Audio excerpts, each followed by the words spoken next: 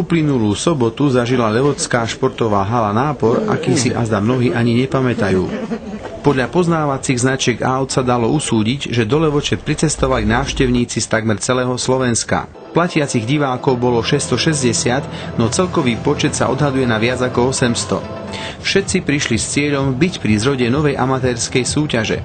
Tu domáci usporiadatelia z klubu Pit Gym Levoča označili anglickou skrátkou PCF. Pit Cage Fighting, čo voľne preložené znamená Liga zápasov v klietke. Turnaja sa zúčastnilo celkom 28 zápasníkov z 8 klubov: Michaloviec, Košíc, Prešova, Popradu, Rimavskej Soboty, Prievidze, Nitry a domácej Levoče. V 14 dueloch videli diváci súboje podľa amatérskych pravidiel postupne od najnižšej váhovej kategórie až po tú najvyššiu. Zápasí sa v dvoch 5-minútových kolách. V prípade nerozhodného výsledku rozhoduje tretie 3-minútové kolo. Úvodný súboj turnaja i celej ligy zviedli Baláš z Prievidze a Nazarej z Michaloviec, ktorý ho vyhral technickým KO v druhom kole. Domáci klub mal v turnaji najviac až 6 želiezok v ohni, podobne na tom boli už len Michalovce. Ako prvý z domácich sa predstavil Denis Tripšanský v kategórii do 66 kg v modrých trenírkach. Jeho súper Nitran Delip začal síce agresívnejšie, no Tripšanský v zápätí kontroval a ani nie po pol minúte klietkový rozhodca Dávid Kečuch súboj predčasne ukončil pre vyskočené rameno Deliča. Tento zápas zvíťazil aj v súťaži o najrýchlejší technický knockout. Druhý v poradí sa z domácich predstavil Matej Cicák, ktorý zviedol pre zmenu najdlhší súboj s Nitrančanom Dujíčkom. Keďže po dvoch kolách to bolo nerozhodné, prišlo na rad aj tretie a v ňom strhlo víťazstvo na svoju stranu Dujíček.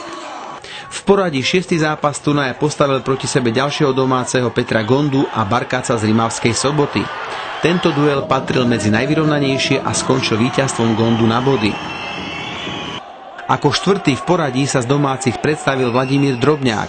Nestačil však na Michalovčana Batovského, ktorému podľahol na body.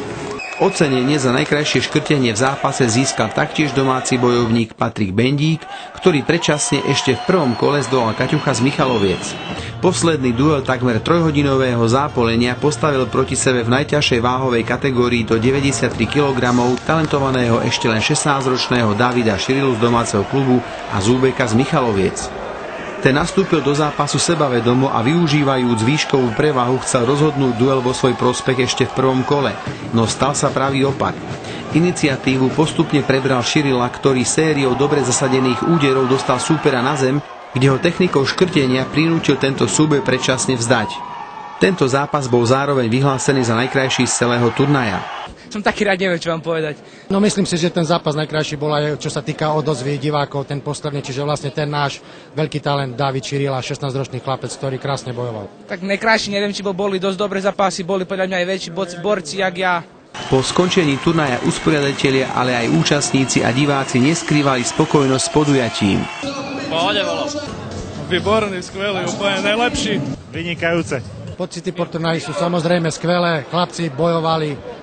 Levoča vyhrala zo 6 zápasov, 4 zápasy vyhrala, 2 zápasy prehrala, ale len na body. Pocity sú veľmi pekné, lebo prakticky to celé podujatie klaplo tak, ako sme si prijali a ako sme na ňom ťažko dreli, aby to vôbec bolo. Sháňali sponzorov a proste všetko okolo toho. Premiéra teda dopadla k spokojnosti a vzhľadom na rozsah zaznamenaného materiálu sa ešte k tomuto turnaju vrátime v niektorom z našich ďalších vysielaní. Ďakujeme vám za pozornosť. Spravodajský týždenník televízie Levoča odvysielame v premiére opäť v pondelok 19. decembra. Sledujte nás aj na našej internetovej stránke. Na záver ešte upozornenie pre priaznivcov basketbalu. Zápas Levoča Sabinov sa uskutoční 17. decembra o 18. hodine.